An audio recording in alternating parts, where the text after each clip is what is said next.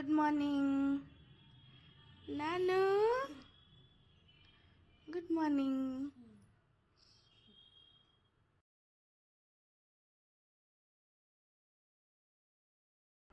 Hi, good morning. So ఇప్పుడు 7:30 అవుతుంది. పనంతా అయిపోయింది. టిఫిన్ పెట్టాను, టిఫిన్ చేస్తూ ఉన్నాను. ఫస్ట్ మార్నింగ్ రొటీన్ అయితే నేను వాటర్ తాగుతాను.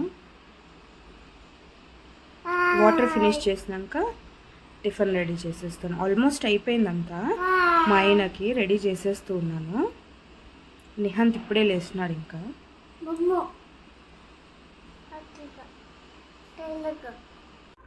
దేవుడి పూజ కూడా అయిపోయింది. హలో అండి, ఇప్పుడు మేము కూరగాయల కోసం అనేసి బయటికి వెళ్తూ ఉన్నాము.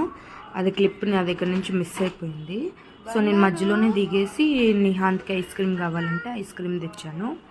వాళ్ళ నాన్నకు కూడా ఇష్టము, నిహాంత్ వాళ్ళ నాన్నకు కూడా ఐస్ క్రీమ్ ఇష్టము. సో నేనైతే ఇప్పుడు ఐస్ క్రీమ్ అవన్నీ తెచ్చాను. మా ఆయన అయితే టీవీ చూస్తూ ఉన్నాడు, డ్యూటీ పోకోకుండా. సో ఐస్ క్రీమ్ తినేసి వెళ్తా అని చెప్పాడు.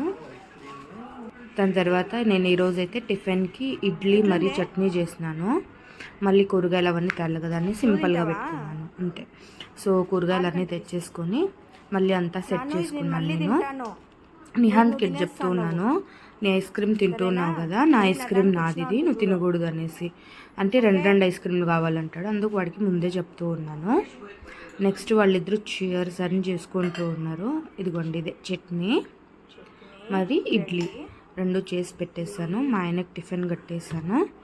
టిఫిన్ కట్టేసి మా ఆయన రెడీ అయిపోయి టిఫిన్ ఎత్తుకొని వెళ్ళిపోతాడు. అంతేనండి, ఇదే నాది మార్నింగ్ షెడ్యూల్ ఉంటుంది. అంటే కొంచెము నాకు సపోర్ట్ చేయండి, సబ్స్క్రైబ్ చేయండి ప్లీజ్. Thank you. బాయ్.